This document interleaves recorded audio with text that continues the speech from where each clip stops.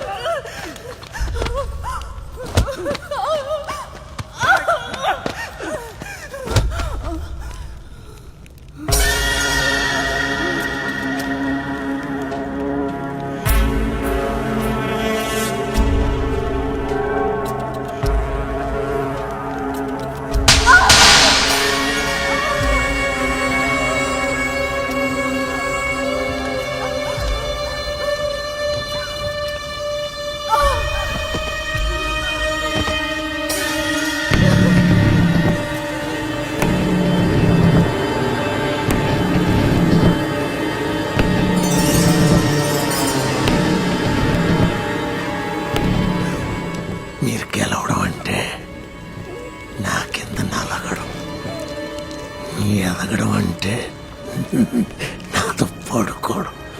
రా.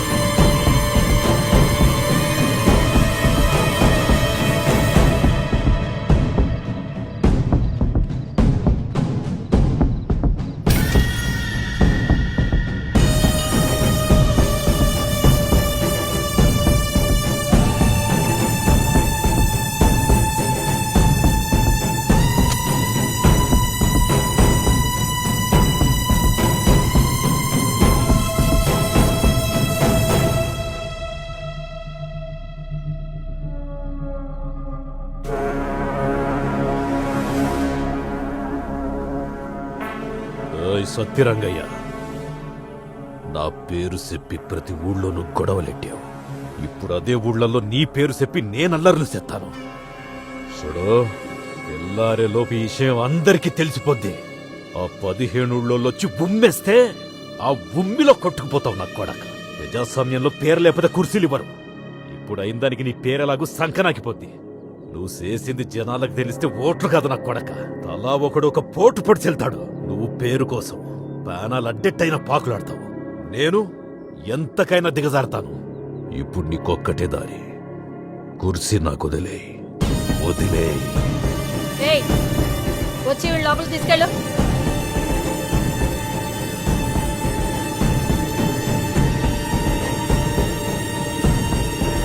నేను చెప్తున్నాను కదా, లోపలికి తీసుకెళ్ళమని.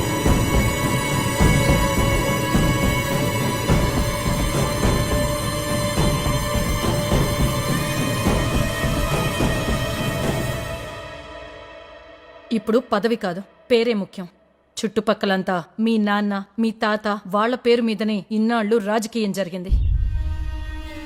నీకు మళ్లీ పదవి కావాలంటే తెచ్చుకోవటం ఎంత ముఖ్యమో, నీ పేరు విషయంగా ఏ ఒక్క చిన్న ఇదిని కూడా పోగొట్టుకోకుండా ఉండటం కూడా నాకు చాలా ముఖ్యం.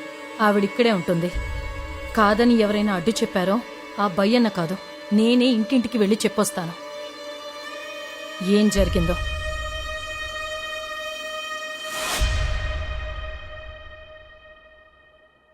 జనానికి మంచి చేయటమే రాజకీయ ఉద్దేశమైతే అది ఎవరైనా ఎక్కడి నుంచైనా చేయొచ్చు. రాజకీయంలో మంచి చెడు అనేది ఉంటుందని నేనెప్పటికీ నమ్మను. నువ్వు బయటికెళ్ళి ఏమీ చేయలేవు.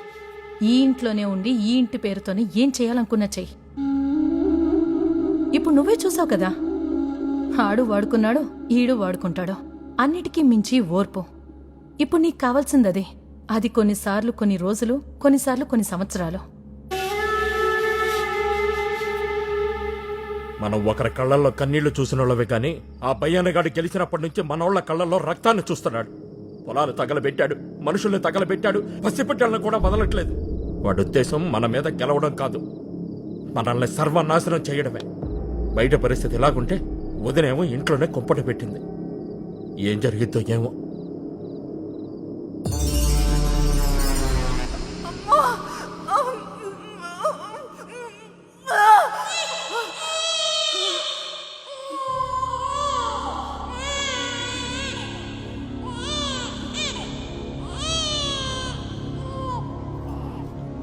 ఎన్ని తలరాతలు, ఎన్ని ఎదకోతలు, ఎన్ని వధగా. దీన్ని పెంచలేను, తుంచలేను. దీనికంటూ అమ్మా నాన్న అని రాసిపెట్టిన వాళ్ళు ఎక్కడో చోటు ఉండే ఉంటారు. ఇది ఇక్కడ పెరగకూడదు, ఖచ్చితంగా పెరగకూడదు. ఎవరికైనా ఇచ్చే, లేదా ఎక్కడైనా వదిలే. ఇది బతకూడదు. దీన్ని చంపేయి, నిలువున చంపేయి, లేకపోతే నిన్ను నీ జాతిని మొత్తం తగలెట్టేస్తాను. ఇలా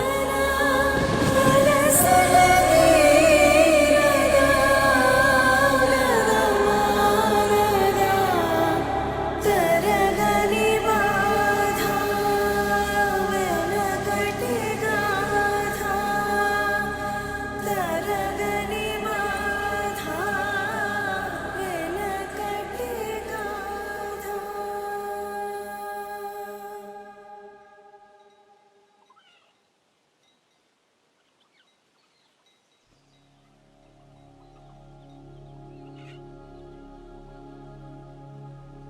పెదకాపు లాంటోళ్ళు 100 మంది పుట్టినా భయన లాంటోళ్ళు, సత్యరంగయ్య లాంటోళ్ళు అప్పుడప్పుడు పుడితే చాలు, బతుకులు ఇలాగే ఉంటాయి. పుట్టాల్సింది పెదకాపు లాంటోళ్ళు కాదు, పోవాల్సింది అలాంటోళ్ళు కాదు.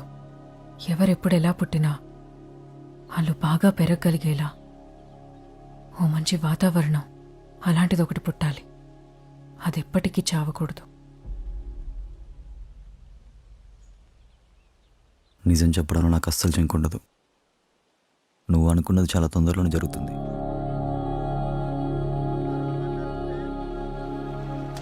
ఏంట్రా అలవాడు ఇక్కడ? రామారావు గారు మధ్యాహ్నం 3 గంటలకు ఫోన్ చేస్తున్నారంట. ఏ రామారావు గారు రా? ఇంకే రామారావు గారా? ఇంటి రామారావు గారు. నేను కేకేసి కొట్టేసి రోజులు దగ్గర పడిపోయినాయి. ఇదిగో రామలక్ష్మి, మధ్యాహ్నం 3:30కి రామారావు గారు ఫోన్ చేస్తానన్నారంట. ఎవరికి? అయ్యో మన ఊరికే. ఏంటి సోమరాజు గారు మన ఊరికి ఫోన్ చేస్తున్నారంట. ఏంటి రామారావు గారు?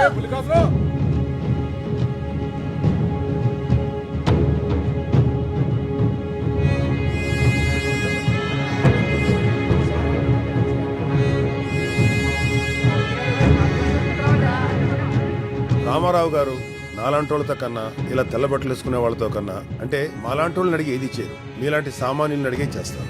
నాలాంటోళ్ళు ఒక్కొక్క ఏరియాకి వెళ్ళి అక్కడ ఉన్న పరిస్థితులను చెప్పిన దాన్ని బట్టి ఇప్పుడు ఆయనే డైరెక్ట్ గా ఫోన్ చేసి ఎవరికిస్తే బాగుంటుందో అడుగుతారు. మరి ఎవరు మీలో ధైర్యంగా దానికి సమాధానం చెప్తారు? ఎవరు ధైర్యంగా మాట్లాడతారు? ఇంకెవరో మన సారా మాస్టర్ చేత మాట్లాడించండి. ఇప్పుడు ఆన్లో ఉంటాడు కదా, ఎవరు మాట నచ్చాడు.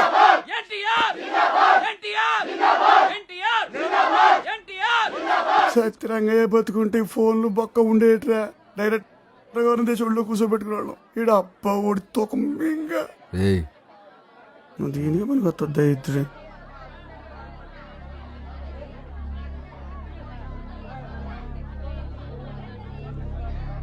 ఉండండి, ఉండండి.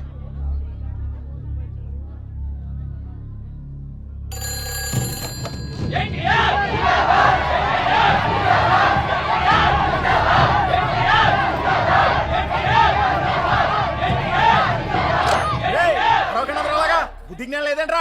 ఫోన్ కట్ అయిపోయింది ఇక్కడ. అందరూ కొంచెం సైలెంట్ గా ఉండేలాగా. మన ఊరు మెట్నా కొడుకులు కదా, చెప్పలేం.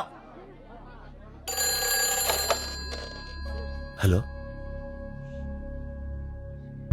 హలో బ్రదర్, మీలోనే ఒకడైన పెదకాపుకి సీట్ ఇవ్వాలనుకుంటున్నాం. ఇమ్మంటారా? పెదకాపు కాండి, మీరు ఇప్పించండి సార్, మేము నెగ్గించుకుంటాం.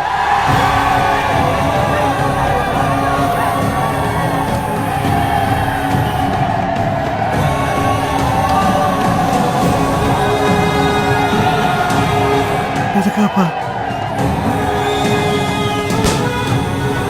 అసలు సీటు కోసం వీడిని అనుకోవటం ఏంటి? అసలు వీడి పేరు అక్కడి దాకా ఎలా తెలిసింది? ఒక మనిషిని చంపిన వాడిని ఎతికి మరీ సీట్ ఇస్తున్నారు అంటే ఇదంతా మీ వల్లే వచ్చింది. 15 సంవత్సరాలుగా ఎవడు మనల్ని ఏమీ పీకలేక కొడుకుని చంపేస్తే చంపిన వాడి మీద ప్రతీకారం తీర్చుకోవడం చేతగాక మన బదులు ఆడు ఎవడో చంపాడు అని చెప్పి ప్రేమతో వాడిని వదిలేశారు. ఇప్పుడు చూడండి, ఆ నా కొడుకు ఇప్పుడు మనకు మొగుడయ్యాడు. ఇప్పుడు సీటు తెచ్చుకున్నాడు, రేపొద్దున ఓట్లు కూడా తెచ్చుకుంటాడు. అయిపోయింది, మన పని అయిపోయింది.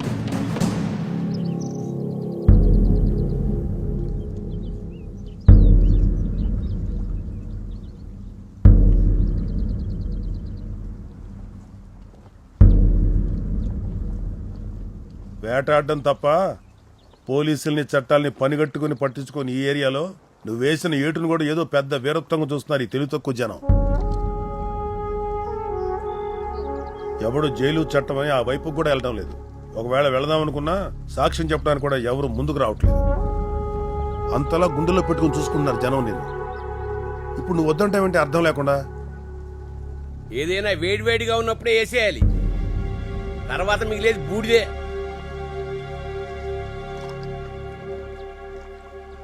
ఒకప్పుడు మా నాన్న చెప్తుండేవాడు, తల్లికి ఒక్కడు పోయినా పోయినట్టే అని. మావాడు బతుకున్నాడా సరే సరి, ఒకవేళ చంపేసుంటే ఆ చావుకు 100 మంది కారణమైతే ఒక్కడూ బతుకున్నాడు. అయినా సొంత అన్ననే కాపాడుకోలేకపోయాను. బయట జనాలనేం కాపాడుతా వాళ్ళు నన్నెలా నమ్ముతారు? ఆ అర్హత వచ్చినప్పుడు నేనే అడుగుతా.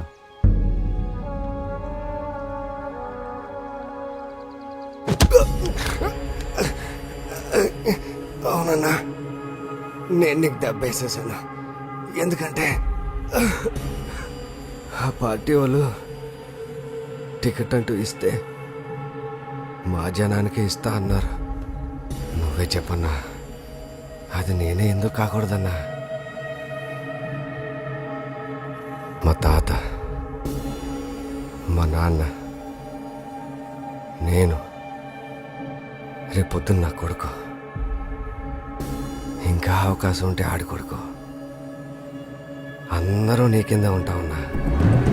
ఎందుకంటే మాకు వేరే దారి లేదు కదా.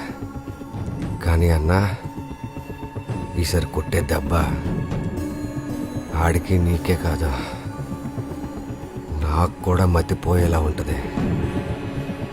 నన్నమ్మన్నా.